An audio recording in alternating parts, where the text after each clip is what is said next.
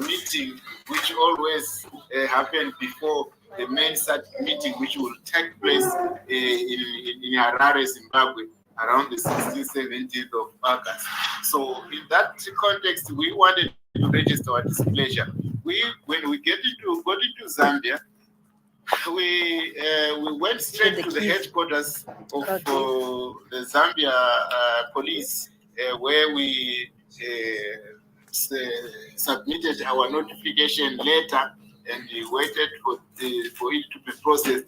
But when we submitted it, we were told that there's no, there's no objection by the officers, and it was stamped. There was no objection, there was no issue about it. And the assumption is that when you notify the police and they don't object, the assumption is that you are given a confirmation to go ahead. So we knew that, okay, in that context, the police would have used their own discretion to give us that permission. But we must also understand that there is a rule in Zambia and law to say if you want to stage a demonstration or a function like that, or a protest, you must give police notification 7 days prior to the event. And there was no way we could meet the 7 days because we were misinformed about the actual dates of the meeting. The SADC MCO only published the dates on the 3 days before the event. I do not know whether it was done deliberately or because of certain circumstances beyond our knowledge. So there was no way we could be able to comply with a 7-day notice when the notice, when the information of the dates was given 3 days prior the event. That's why we went to plead with the police. Fortunately, on that day, they didn't have any problem with our notification because they said there are times when discretion is used. So we believe that the authorities had used that discretion to give us a go-ahead. We started to mobilize. We started to go out with our flyers, with our pamphlets. We reached out as many people as possible. We addressed a certain Zimbabwean groupings. This included students, churches, and even some refugees and different people, groupings of Zimbabweans. We managed to read their message. So on the eve of that, we slept. We went to bed knowing that we were going to stage a demo with many people who were going to attend or to turn out. We expected a good turnout because, yes, the people were organized, though in a short period of time. And transport was ready. So in the morning of the 11th of July, the day when the meeting of MCO started, we went there straight in the precinct, and to our surprise, we were met by a contingent of the hierarchy of the security authorities, who then engaged with us. Honestly, they did not harass us. They engaged us in a professional manner, but you could see that the environment was a bit hostile with different CIOs from Zimbabwe who were there, whom they didn't know. The Zambian authorities did not know these people because you could tell these are not the Zambians, they could tell, but they called themselves police to us. They pretended as if they were Zambian police. However, when we were discussing with the commissioner, he even said, "Who are these?" And we said, "No, they're not with us. They thought maybe they're part of us." And they said, "No, but no, you stand as if you are, but you are Zimbabweans." No, they didn't want to discuss much about that. What happened then was that as soon after that, the police explained to us that we have a problem here. We could not reach you yesterday. Your phone was not reachable, and why did you give us the wrong number? And we could have finalized your notification. But when we tested the phone, we realized the phone was working, and it was just a lame excuse. We were also told that there are political issues in the country. The situation is very difficult. You could have applied 7 days before, but we explained to them that we only knew about the event, about the dates 3 days before. There was no way we could do that, and we explained to them, we showed them the letter, and they said, yes, we are aware of this, we are quite aware of this, and there's no way we could say no or yes at the moment. Can you give us time to process your notification? That's when we were about to leave. Then the commander again said, no, don't go. Let me try something. He started to phone some higher authorities, and then they were not accessible because they were said to have been in the meeting. Then he came back to us and said, hey guys, I'm sorry, we cannot have you access the precinct at the moment. The premises are highly security risk. For now, we do not want anyone in the precinct. Can you hang on? And that's from that point, we had to tell the people to hang on, and they could not come inside, but they were already gathered in different places and with banners and placards in small groups. Then the press started to follow us. We started to speak and even talk about the petition, our petition. Of course, you can imagine when you have invited people and you are denied access to protest, you are barred from protesting. What happens? You get frustrated as leaders. You get a bit frustrated, but you have to manage the situation at the same time. And we knew that what we wanted is a message to get to the SADC current SADC Traeger chairperson, who is Mr. HH, the Zambian president, so that he gets our issues. So the other option we were left with was to go to the Foreign Affairs Office, which is our entrance to Zambia. We had to, when we went there, we engaged with the PEMSEC and the protocol, the chief of protocols, who assisted us very well, and they assured us when we handed over our petition to say, no, this is the right way. What you are doing is the right way. We will have to take it to the SADC authorities. I mean, if you are addressing the chairperson of SADC, MCO, this is the right place. So everything was signed, and outside, of course, we did some recordings explaining to what was happening. Then, unfortunately, there was a letter that they wanted. They wanted the letter from the police, which we did not submit on that day. We then came the following day with the letter from the police.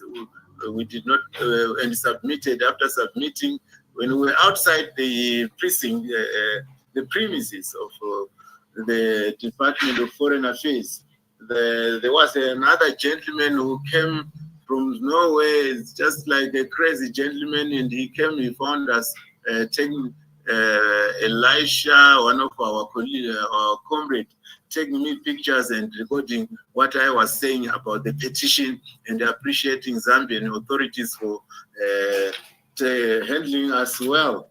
Then he discovered that we are those people who were in the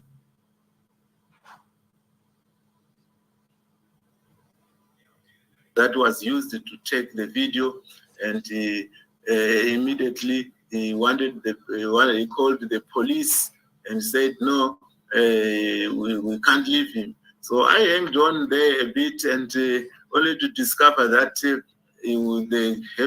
they came back to me and told me to move away. If you remain here for the next 5 minutes, we also detaining you.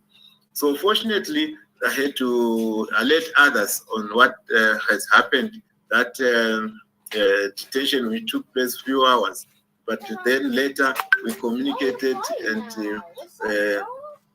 Then we came back. I came back with someone, one of the comrades. When I came back, we found out that there was a Minister of Defense who came to check, to verify if the information which was recorded was dead against the government, only to find that we were talking proper, we were not meant no harm, we were not as what this gentleman has portrayed us.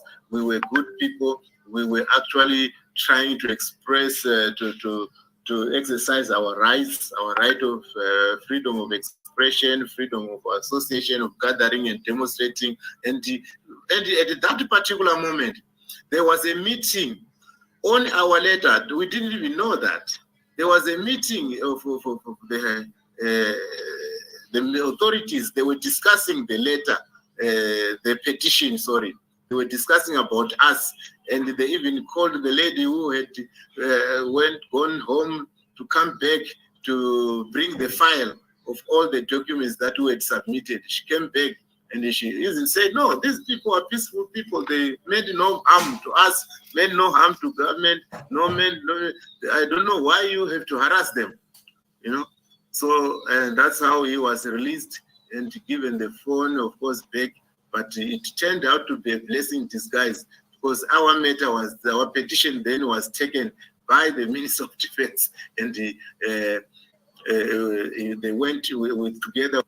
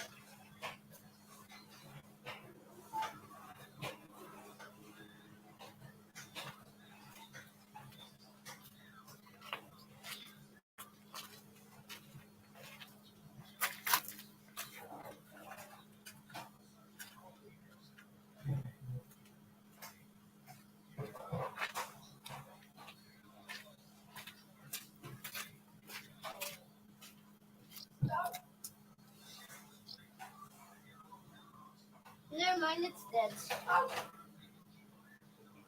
Now I've done my final opening. No, no, no, no, no. No, no. Right here? Right here?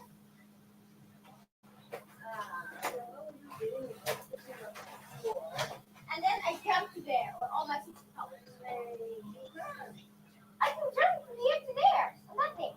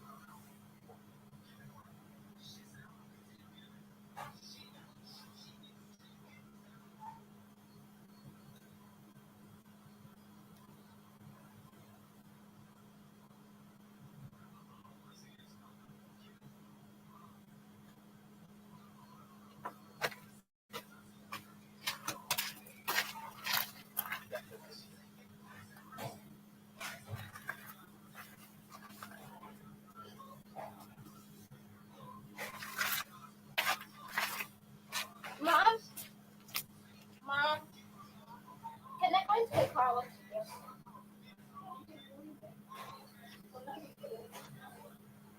Can I put you on milk? Can I bring the iPad somewhere else? I mean, can I bring that somewhere else? Yes.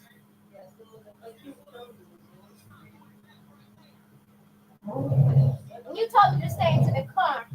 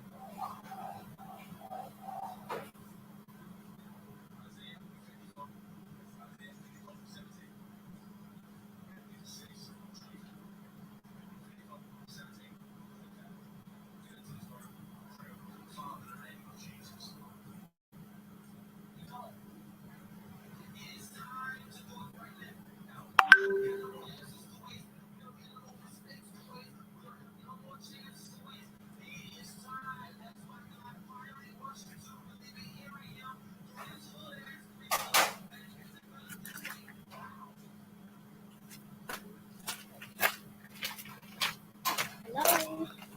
Mama?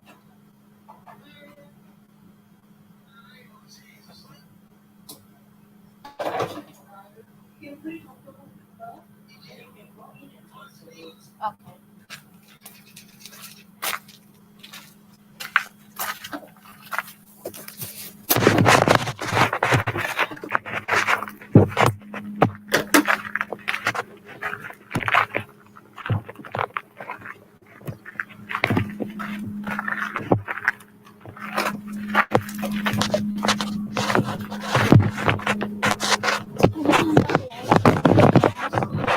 It's quite a little bit right.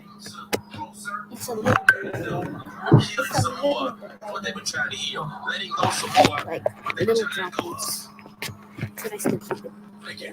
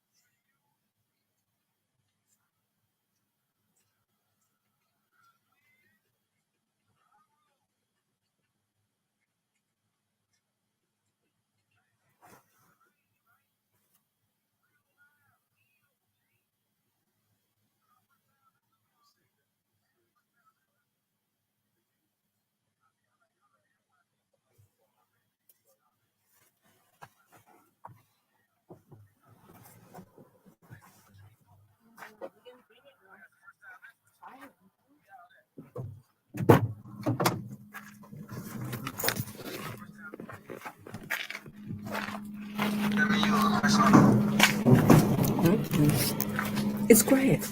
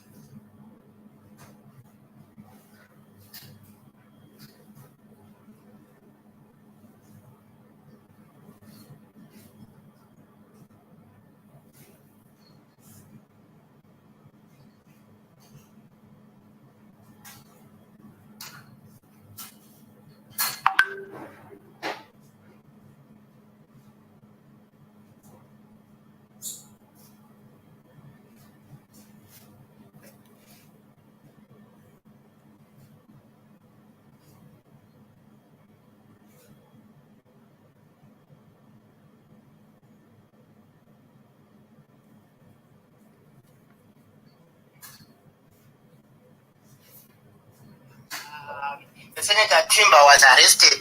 Okay, let's say they were arrested, but they were tortured.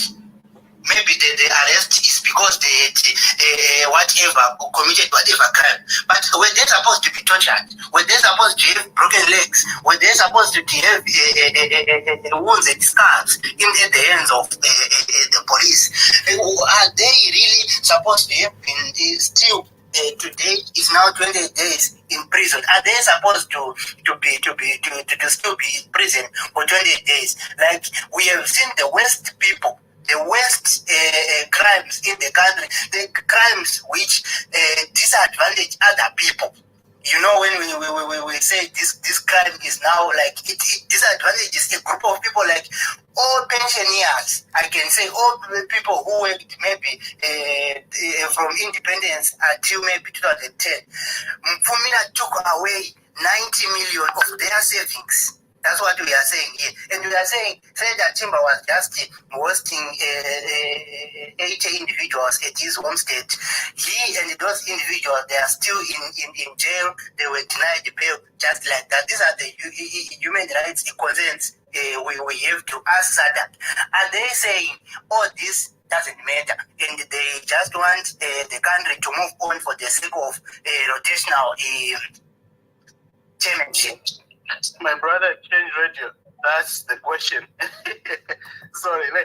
Since Chairman Love is back, maybe we should, let him kind of tell us more about what should come out of this petition, and is that something we're going to achieve as Zimbabwean citizens? Welcome back, Chairman.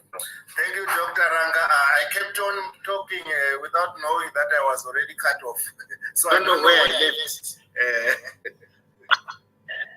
So you spoke quite a bit about what happened, but our takeaway was you delivered the petition and something good came out of something that was meant for bad.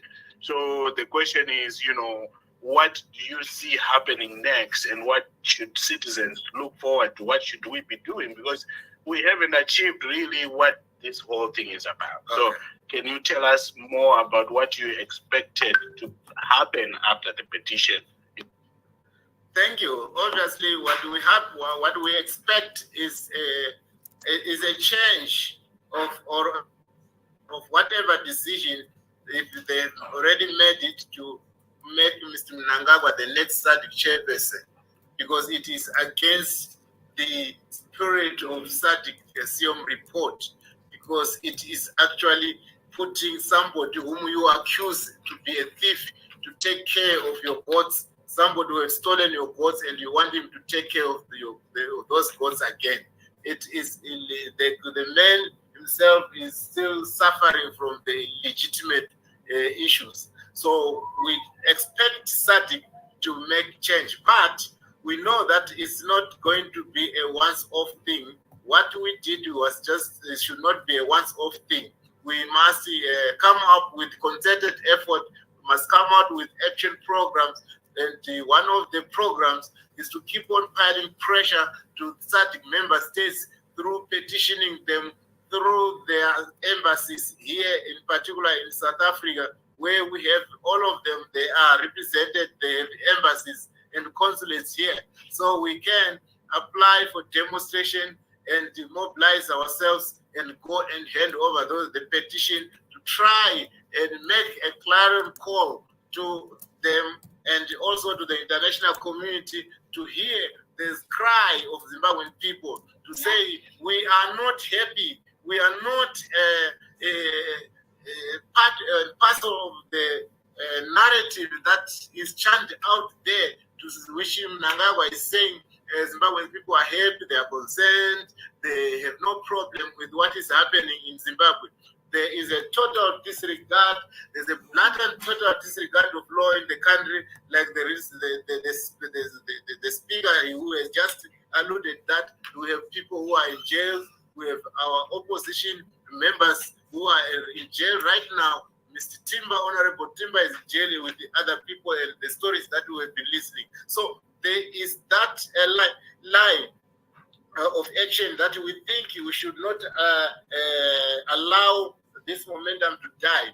We are going to organize ourselves around SADC. Let it not be only in South Africa. We're going to make sure in Namibia, in Zambia, again in places like Botswana, even in Malawi, wherever there are Zimbabweans who are not happy, we want to keep on mobilizing and staging up protests. I know some people had come to a point of giving up, but I want to encourage every Zimbabwean who is concerned about Zimbabwe, who want to see a prosperous Zimbabwe, who want to see young, old people coming, those who want to come back home, coming back, who want to see diaspora coming back to reinvest and live their lives, to stand up and fight for our rights.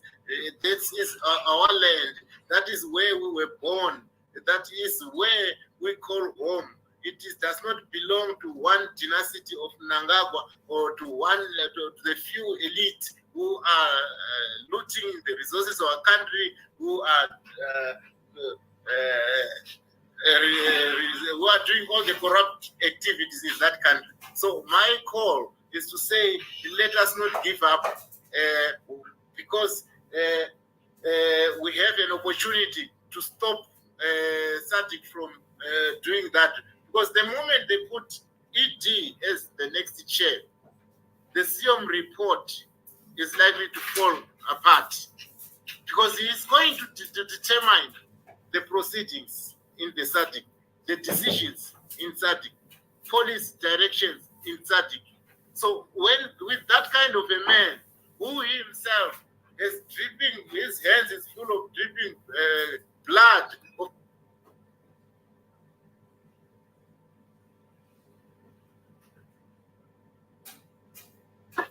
Did you get muted, Chairman?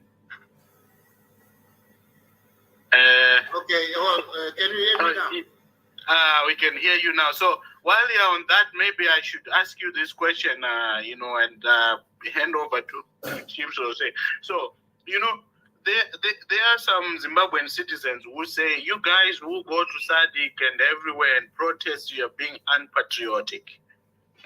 Can you talk to those Zimbabwean citizens in terms of why it is patriotic to be doing the protests like you are doing in Zambia? That's number one. Number two, can you also talk to SADC citizens? Because everyone we meet, some whether it's in America or Europe, everywhere, they say, you guys are too much inward looking. You just look at yourselves. You're not telling your story the correct way. So why should SADC citizens care about this? SADC citizens, meaning citizens in Zambia, in Botswana, in South Africa, why should they care about who is SADC chairman next? Does it affect them at all, or is this just a Zimbabwean problem? Thank you. I hope I'm audible enough. Yes, clear. Okay. So let's start with the issue of being patriotic. We are more patriotic than those who do not want to demonstrate, than those who are quiet, than those who are complacent of what is happening in Zimbabwe, because we want to fix the challenges in Zimbabwe. We want to fix the blatant disregard, total disregard of the law in Zimbabwe. We want to make sure that people have their own rights, not only just the rights, but we want to make sure that there is a proper government chosen by the people. There should be a democratic government chosen by the people. We must make sure that in Zimbabwe, we are more patriotic to protect our resources, our natural resources. There's looting all over in that country. There are short deals that are made. Corruption is rampant. There are so many social ills that I cannot start listing here right now. We want to fix our system in education. We want to fix our health systems. We want to fix all the transportation, the roads and so forth, the economy. We want to fix our economy. That's being patriotic because we want our country to be properly governed. We want a better life in Zimbabwe. We want to bring good life change in Zimbabwe. We love our country. We are very loyal to our constitution, which is being vandalized and violated by Zambia and systems, by killing people, by denying people the right to demonstrate. That's actually vandalizing our constitution. So coming to the second issue of outward looking, yes, we are not only talking to our own people only, we are appealing to the SADC member states, to our members in other countries in SADC. That is why we have actually registered here in South Africa the organization or umbrella term, we call it SADC, Citizens Democratic Society. That is, its membership is open to all SADC members. Often we used to hear South Africans saying, how best can we help you, because we are not part and parcel of that. When they become part and parcel of this organization, they are now having the power to speak on behalf as SADC members, as SADC citizens. They are. It's very important because if they don't get involved, the death of democracy in Zimbabwe will always affect them. The death of democracy in Zimbabwe causes immigration issues, migration. It causes a lot of social ills around. It is actually a problem in the sense also that the whole electoral process that they will be of rigging or flawed electoral process will be exported to other countries, to their countries, because the whole thing will have set a precedent that a flawed process you can still govern even if people don't choose you, even if you lose elections, you can still govern. So we want the people in the region to know that the death of democracy in Zimbabwe is also the death of democracy in their countries, and they will be affected not only.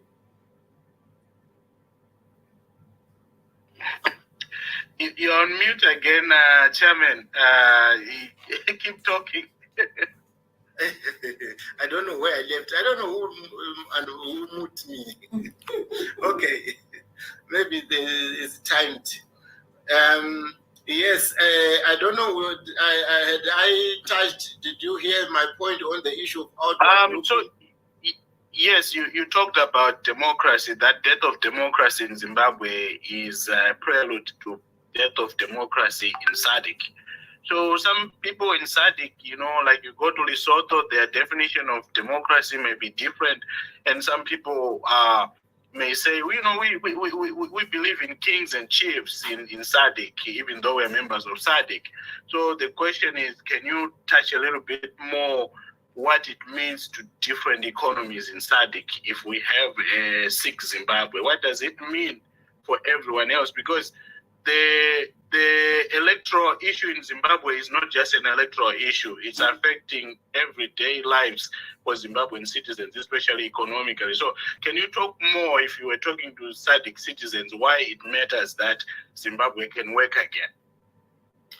It matters a lot because there is a free trade agreement that was signed recently in the recent years to try to integrate our goods, to try to trade with others. Now, if Zimbabwe is affected, if the economy of Zimbabwe collapses, it will mean that even the other countries around Zimbabwe will have a very difficult time, because most of the goods they pass through Zimbabwe going from South Africa, Mozambique, they pass through Zimbabwe, going to Zambia, going to Malawi, going to DRC. So automatically the death of democracy in that country, it also means that economically there will be a high volume of people migrating from Zimbabwe to Lesotho, to Swaziland. Already there's got issues of immigration in those member states whom they cannot handle, the issue of employment, the issue of national physicals on health and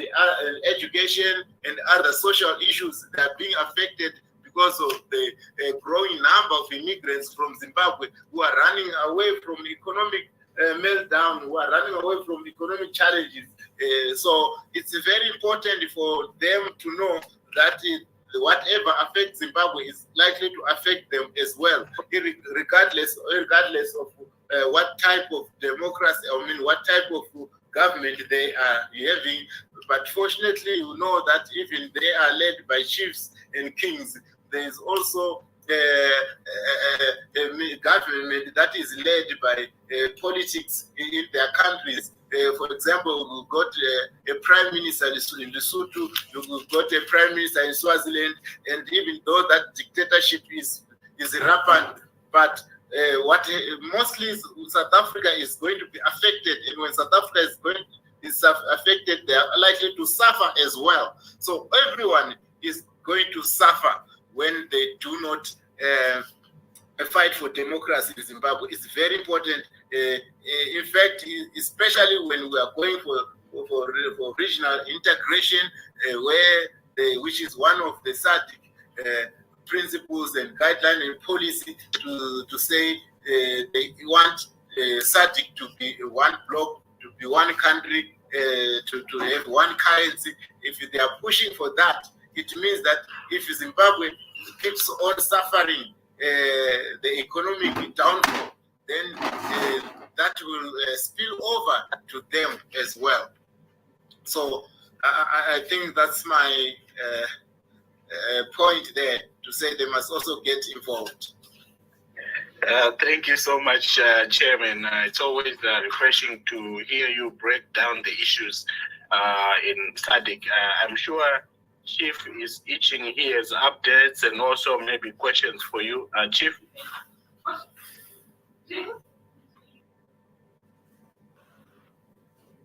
You're on mute, Chief. Thank you, Dr. Ranga. Thank you, Mr. Lovu, for the work that you did in Zambia. And let me welcome everyone back. I know we got interrupted. Let's continue to share the link so that those that were here can come back. I'm sure my brother who is on YouTube, who are sending messages that you cannot hear us. Yes, you couldn't hear us because we had broken off a little bit. So we welcome you back, our viewers and listeners on YouTube, on TikTok, and on Facebook. Like we said when we started this SADC protest journey a few days ago or last week, we said apparently there were three groups that were involved that were heading for Zambia.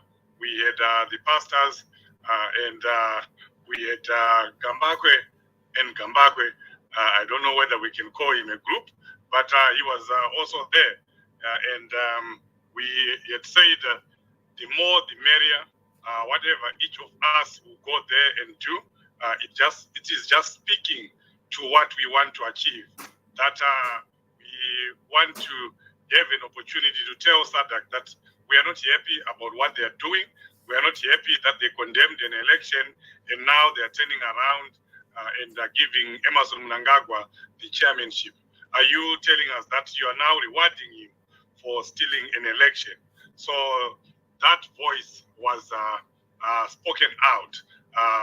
Those issues were sufficiently dealt with, even though the protest proper did not happen. But I think, as you heard from Mr. Trustendovu, the word got out there, because that's the purpose. When you are having a demonstration, you are not only going there, toy. At the end of the day, you want to do something very meaningful. And that something very meaningful in this instance was for us to submit something in writing that is expressing the issues of Zimbabwean people, the concerns and aspirations of Zimbabwean people. And the petition that Mr. Ndlovu and his group delivered, it spoke to that. It was a petition that was well written, with evidence, with facts by the best of the democratic alternative in Zimbabwe and outside Zimbabwe. And I can tell you, Mr. Ndlovu, tell you that the people that read that document that we shared online and that we should continue to share online, because it's a public document that every Zimbabwean must read, and also reiterate wherever you are and speak to what is in that petition. So they now have it, and we are now waiting for SADC to respond. They must respond. They cannot keep quiet. We Zimbabweans are part of the SADC family. We are the citizens of SADC, and when we have complained, when we have told them that we do not want Emmerson Mnangagwa to become chairperson for SADC until and unless the issue of the stolen 2023 election has been dealt with, they have an obligation to listen. So we expect to hear from SADC as soon as possible. If not, then we have to continue. There are still other opportunities that are there. The SADC meeting that is coming in Zimbabwe presents yet another opportunity for us as Zimbabweans to come together, to unite and do something and show our frustrations, our anger, and our disenchantment against what SADC is doing. So to that effect, I think Change Radio, you should give the mic to the bishops that are here, because I know that they had a press conference yesterday, and they are also going to hand in their petition. If it was not done today, it's going to be done tomorrow. So we also want to hear from them, and we are expecting some of the champions, some of the comrades that traveled the length and breadth of Southern Africa. Some people drove about 1,300, some 1,500 kilometers driving some from Namibia, some from Botswana, so that they could get to Zambia. I'm joined on the phone here by the former chairperson for Namibia, who may still be on the road driving. Chairman Bond, Mashika Eregu Namibia. I hope people can hear you. Actually, we've entered the border from the Zambian border into Namibia.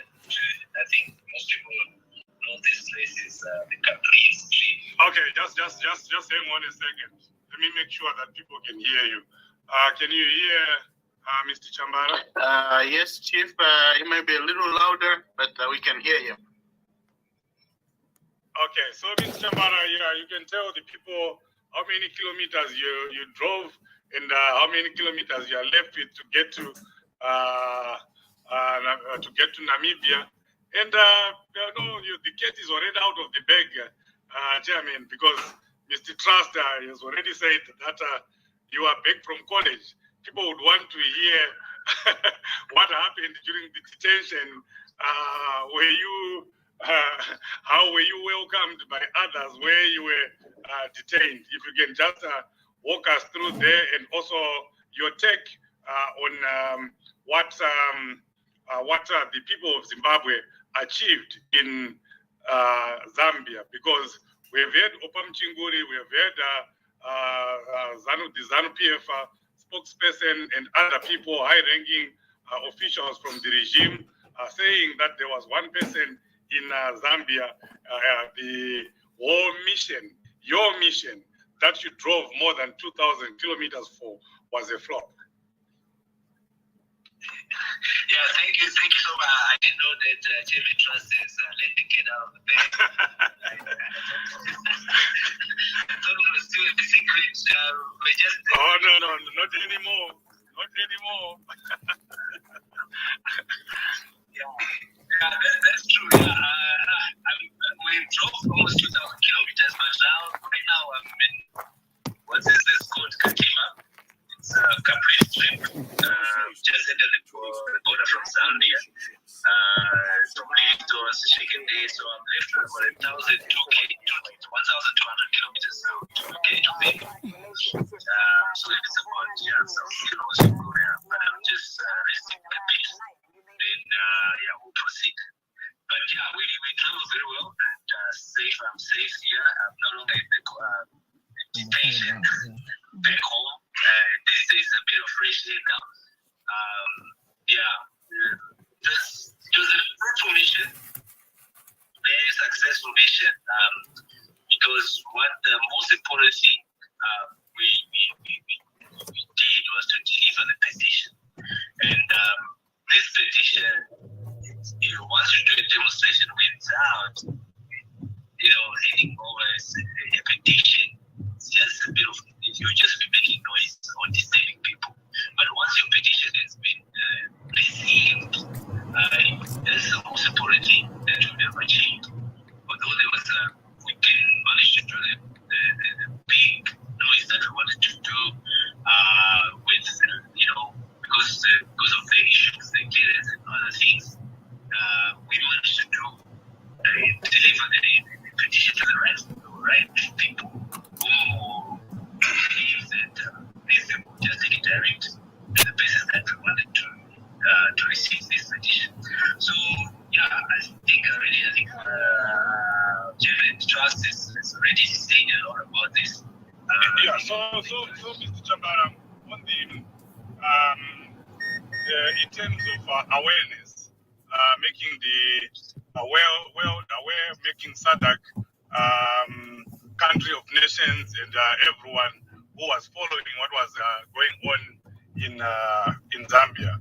What would you say you also did besides handing over the petition in terms of alerting the people? I know maybe you could have had if you had any press conferences, who did you speak to, which publications, any TV stations, any radio stations? Yeah, no, we did. There was a lot of attention. It seems as if the media, the intelligence, the whole government knew about us. And the whole SADC knew about us. That's a good part of it because they were actually waiting for us. The media was waiting for us. We had a lot of interviews, different radio stations, TV stations, even the newspapers, online, and also the conventional ones. We had a lot of interviews. We had to set up our command station where we stayed, so that we ended up saying, guys, we cannot come to your premises. It's rather easy for you to come to where we are. So we set up a nice station where we are having our press conferences, and it was just one media company coming after the other, coming to interview us. So the awareness was brought, and also even the media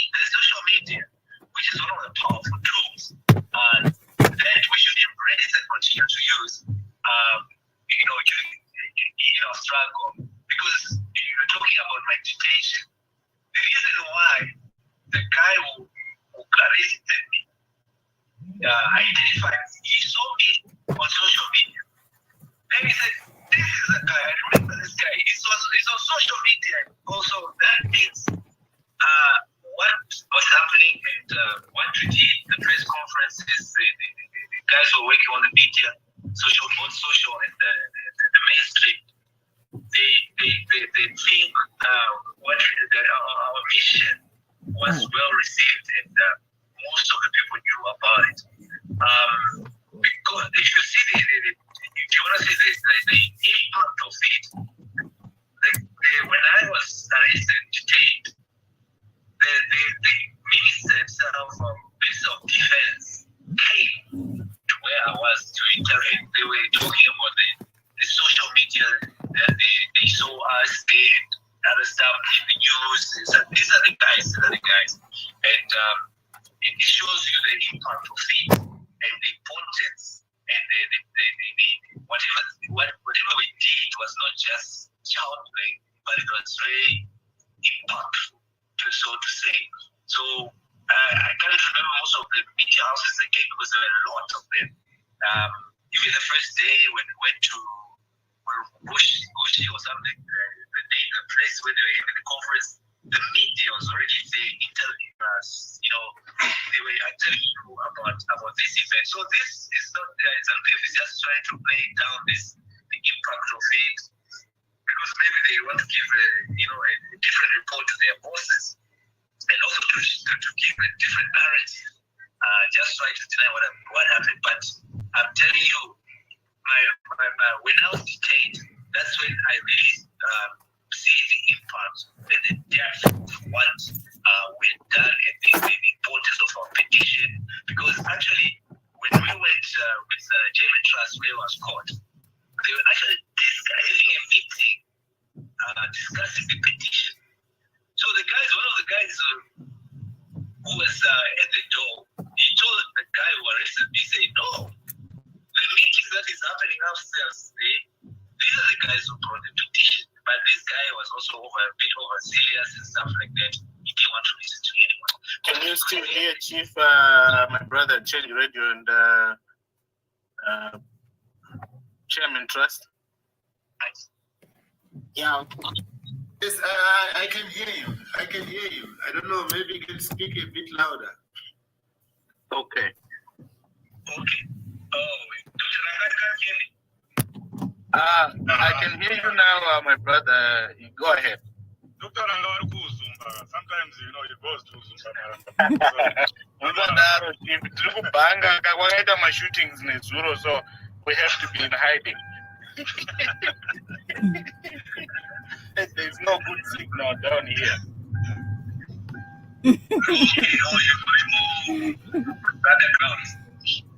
Yeah, exactly. Yeah, so I think it also what I think is also a bit of divisions in the Zambian security forces. Yeah, I was going to ask you that question. Now you're jumping to it. You're preempting my question. You are just so smart. But anyway, I was going to say, what would you think, when you were doing everything that you were doing, do you think that there was an ethical lungu element in some of the problems that you encountered, given the relationship between Edgar Lungu and ZANU-PF? Yes, you could see like I was about to say about what I did about the secret forces, from the secret agents to the military, the police, and everyone. I could think that because some of them, when they come to you, they are so aggressive. This ZANU-PF kind of aggression. The approach is not professional and stuff like that. Then suddenly there'll be somebody from the same, force. They will come and say, guys, no, you don't need to. Because this guy is ABCD. You could see that they're trying to, correct each other. And these are things that also even the intelligence needs. And I think,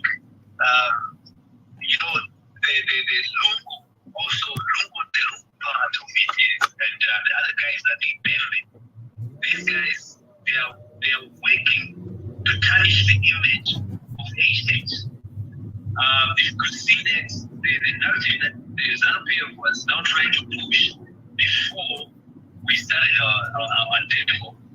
They posted a video of people being beaten up in Zambia, trying to show that they were saying, oh, you're talking about democracy, HH and stuff like that.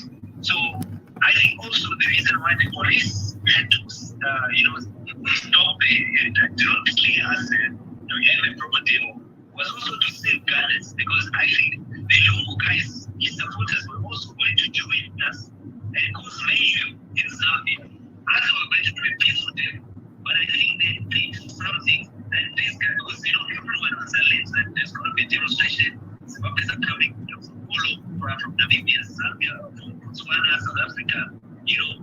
They're coming down to Zambia. So I think they also wanted to use this to cause mayhem in Zambia.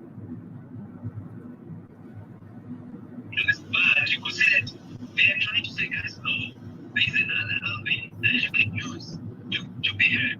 Because I think they saw that this group was genuine, and we wanted to really end petition. So those are some of the people who gave us when they to assist us with information on how we can get our papers, our petition straight to the highest office. Because they saw that after we're drinking, we're just peaceful. And we're not part of the group that wanted to cause damage or noise or to do a violent demonstration. So, but whenever they consider, even the police that will come there, some of them so aggressive to you, and later they change their attitude. So one of them reprimand them, so to say. And when I was there, one guy who picked up, I think, also I think I don't know his guy. The guy was so aggressive that he grabbed my phone and he said, delete everything here. He tried to delete because I was already wanting the photos to trust. But he grabbed the phone before I pressed the send button. So he took the phone and tried to delete it. Then other guys were watching say no, but these guys were here yesterday and actually the 10 seconds of one told them to come back with another letter, another document to submit. So the guy didn't listen, and so they started calling other people. Then it went big, and they was now sitting there instead. But later I saw that they thought authentic of because they searched all over my clothes to the bag that I was having. My other phone, everything was taken out, shoes, because I think they thought I'm one of those guys paid to go surveil and to disturb peace in Zambia. So that's why even the highest office came because of peace of defense. Everyone does have something. I said at one point I was scared. I thought maybe I was getting something that I didn't realize it's not dangerous or something. So they did harass me, but the first guy who took me in, he really wanted to harass me, and even the police officers reported. One of them was very rough, but later the second officer came. It was this guy was very cool, but I realized that he was that they were suspecting something,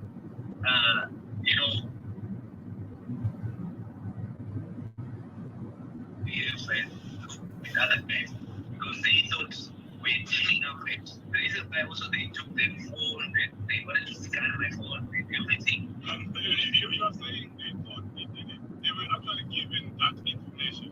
They were given wrong information. And that's why they were treating you the way they were treating you. Chief, can I come in? I think this is a very important point. So, because I know we're talking about Lungu here, but everyone knows who Lungu is in Zambia. Lungu is the ZANU-PF. I mean, anyway, that's the perception. So the question is, if we are being treated like this, before Mnangagwa becomes the chairperson of SADC? What will life look like for Zimbabwean citizens throughout SADC for the next 1 year if Mnangagwa becomes the chairman in August? Yeah, this is going to be, that's the reason why we asking SADC not to give him the chairmanship, because already he is a threat to SADC, to the SADC region.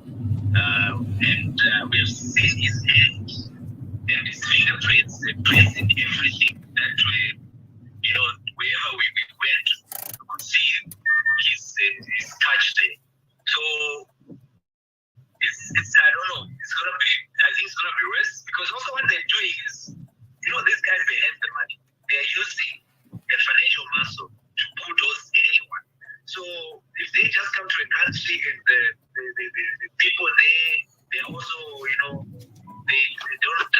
professional, they will receive the money and actually work with the son of him. So that's one thing that, we should continue to highlight, due to SADC, that this is what is happening.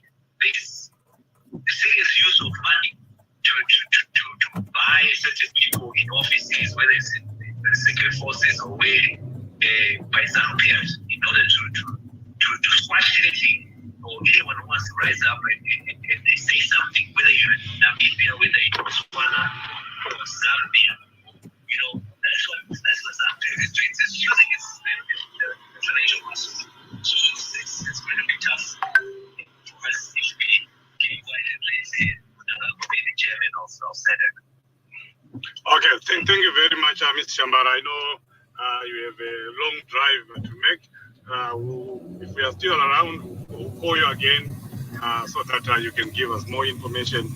And I'm sure Trust wants to chime in on what we were saying. Change Radio, if you can also give the mic to our sister Queen. She was part of the preparations of everything that was happening. Let's hear from one of our sisters and the pastors. I'm seeing the pastors here, and Mr. One of our Zambian leaders is also here. Please do also request the mic so that we could also hear from you, all those that were involved in this program. Thank you very much, Mr. Chambara. Over to you, Dr. Ranga. Thank you, Chief. Just to remind everyone, we are already kind of over time because of the soccer match that Chief and others are looking forward to watching between England and Spain. So we have about 20 minutes to go. So let's make the most out of that time. Those who want to ask questions, please come on the platform and ask questions. Meanwhile, Chairman Love, if there's anything else you want to add, you can go ahead. But those who have questions or who want to comment on what happened in Zambia and the way forward, please do come forward. Thank you. Dr. Ranga, I don't have much, but maybe just to sum up the action plans to say we don't need to fold our hands. It's time to step up the pressure. Despite the pressure, we have something to rally on. This issue can make our people, then encourage our people to come out in numbers and gather and hand over petitions to SADC embassies. In particular here, wherever, I believe that can also happen even in the Western countries, because they got the embassies in some of these countries. We need to pile up pressure. We need to make a clarion call. It shouldn't be like it's a once-off thing. Until the 16th, 17th of August, until the SADC summit, there must be a series of actions taking place, or a series of programs taking place to conscientize the international community and the SADC community that Zimbabweans are not happy, Zimbabweans are frustrated, Zimbabweans want to know the finalization of SADC report. We don't want Mnangagwa to rig it. to rig the SADC again, the same way he rigged the election process in the country, in our country. They must not allow Mnangagwa to do that. I know he uses a lot of money. He planted a lot of intelligence undercover people all over, and he deployed them in different institutions, including even in SADC. So to persuade people people to believe him. He is a liar. He is not telling the truth. And perhaps in the interest of time, so that we'll go and watch soccer, let me end up here by saying, let England win. Thank you. Thank you, Chair. My brother, Change Radio, do you have a question for Chairman Lofu? As he said, the people have to go and watch soccer. I wanted to ask him if there's anything he wants to address which was not asked. I think that's my contribution. Thank you. Oh yes, maybe I don't know, because some of the things I kept on talking while I was off, while I was already muted. So I no longer know what I left and what was captured. But maybe just to say, let us go out, and those who are in the SADC countries, let us try to mobilize people from other SADC countries. It should not only be Zimbabweans. We need their solidarity. We created a platform for them. SADC Citizens Democratic Society is a registered civil society or organization to allow our brothers and sisters in the region to join us, to participate in our struggle to free ourselves. So maybe that's the only thing I can say for now. Thank you, Chairman Love. I see my brother Maposa there. If you want to say something, this is your moment. And once again, we welcome everyone to this space hosted by Change Radio. As always, this is the place for you to hear what's going on with our country, what we're working towards as citizens. So we bring these voices. Whether they are voices from Zambia, whether they are voices from South Africa, whether people in Zimbabwe doing something, talking about how we move our country forward. I think that's what's very critical, because unfortunately, as Zimbabwean citizens, we keep talking about the past. We're still talking about Mugabe, he's long gone.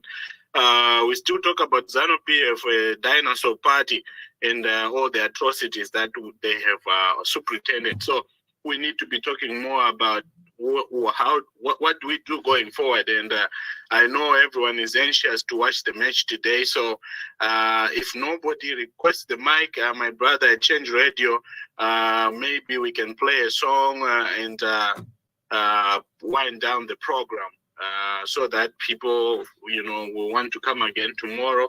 And let's reshare this space so that others can hear what happened in Zambia and why it matters to Zimbabweans and also to SADC citizens in general. And we hope that the decision makers in SADC don't ignore the calls that Zimbabwean citizens are making.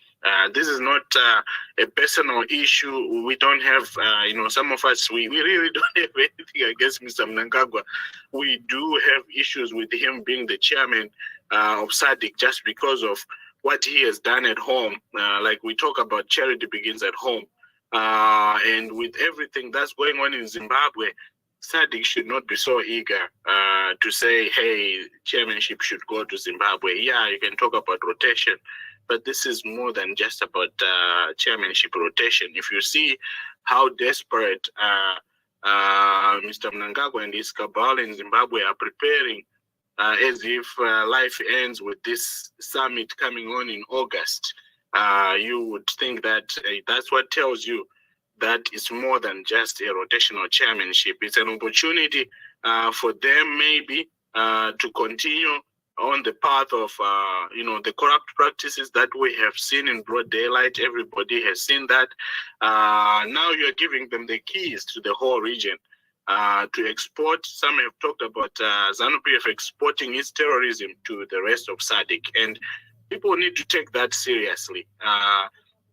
Mr. Mnangagwa and his government can change any day to do the right thing for Zimbabwe and do the right thing for SADC, but for some strange reason, they choose to do what is just in their interest. We just saw the auditor's report just this past week, and how much looting going on in every department of the Zimbabwean government. And you know what is very disturbing is that the people who lead those institutions, they are the same ones who would deploy the police to disturb the peace in communities, to keep silencing Zimbabwean citizens whenever we speak up about the atrocities we are seeing in our country, or about the corruption, the Chivayo saga, the Zex. There's a lot going on. Whenever we speak up, someone is quick to silence citizens. Even in Zambia, they are following us there and trying to silence us. And we should not allow that to happen. And SADC should not allow that to happen, not because we are being selfish, but that's the right thing for Zimbabwe and also the right thing for SADC. Imagine the bullying they are doing now. Imagine now when they are the chairpersons. What would they do to Zambia? What would they do in Zambia? What are they going to do in Malawi? So this is why other SADC citizens, besides us Zimbabwean citizens, should also be speaking up. This should not just be about us Zimbabwean citizens. It should be about all of us SADC citizens saying, we want a SADC that is at peace. We want a Zimbabwe that is at peace with all its neighbors. We want a prosperous SADC region, economically, in terms of respecting human rights, infrastructure development, and other things that other parts of the world are seized with. We can't be the sick child in SADC that perennially, every year, for the past God knows how long, Zimbabwe has been a problem. And SADC is not helping the situation when it says, oh, Mr. Mnangagwa is going to be the next chairman of SADC. I think that Zimbabwean citizens ought to speak up more wherever we are. You don't have to be in Zambia. You don't have to be in Zimbabwe. You can speak up from anywhere in the world.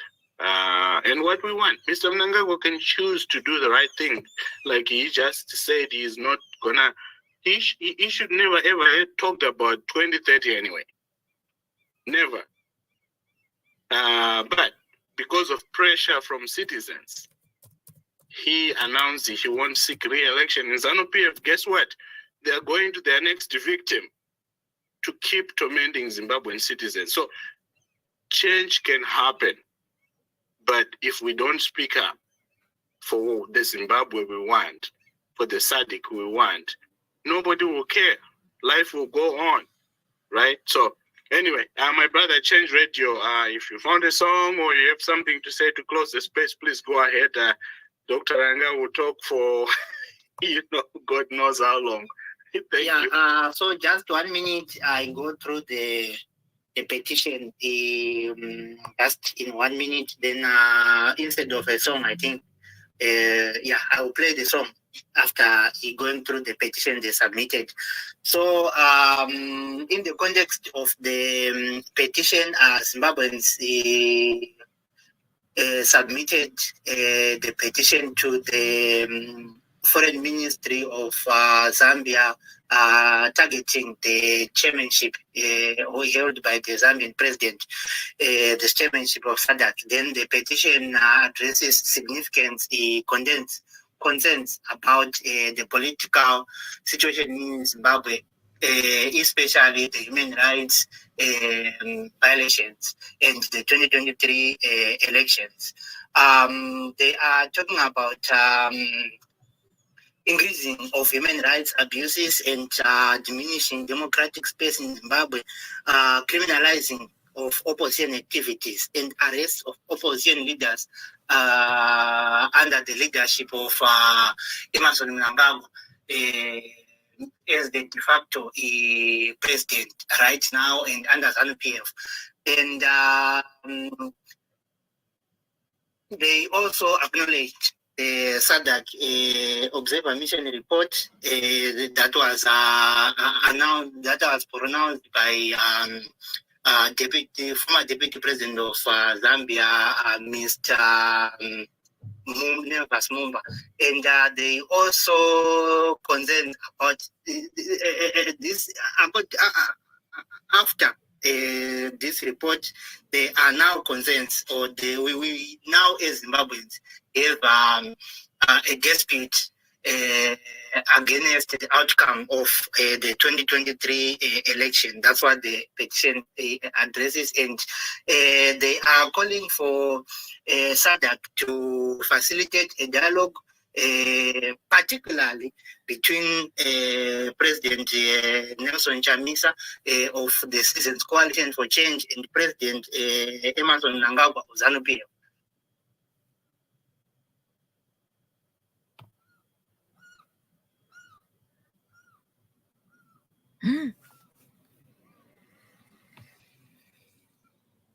Timber and the 78 Avondale team who were arrested on the 16th of June. They, I think, in the context, the historical context of the report, the petition, they talked about the rise of Mnangagwa from through a coup, a military supported coup in 2017, and continued repression of opposition and abuse of state power. I think there's also corruption and other violations in that report they mentioned, right? So they have a specific request they made to SADC to facilitate a dialogue and legal reform in Zimbabwe, appoint mediator to resolve the political impasse, delay or stop appointing Mnangagwa as chairman of SADC now, then prioritize Zimbabwe's political crisis in the SADC agenda. This is what maybe Chairman Trust said earlier, that the appointment of Emerson Mnangagwa as chairman of SADC means a lot of problems to SADC in surrounding countries. So I think I have gone through their report and I tried to cover everything. Thank you so much for coming to listen to us. It was a pleasure to have you here. I think I'll play this song maybe just for 1 minute. My brother, Change Radio. Yes. Mr. Maposa just came on the speaker, so he was one of the organizers. So maybe we should give him an opportunity to say a word or two. Welcome, Mr. Maposa.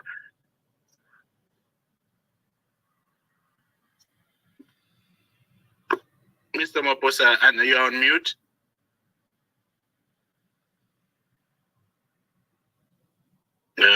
I'm not sure if he's having issues with his speaker. You can unmute Mr. Maposa and say something. If not, my brother, Change Radio, I guess this is it. Thank you. Mr. Maposa, can you hear us? May you unmute and maybe say 1 or 2 words? You are still on mute. Okay, so unfortunately, it seems like he is away or maybe he can't hear. So we are just about to close. So,